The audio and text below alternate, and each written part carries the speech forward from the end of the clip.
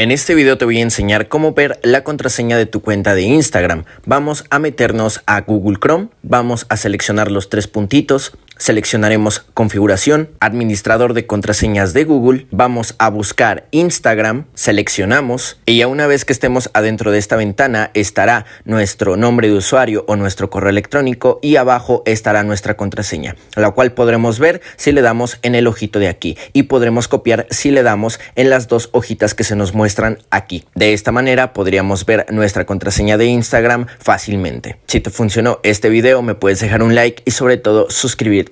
Mi nombre es Anxiety77X Tutoriales y nos vemos hasta un próximo video.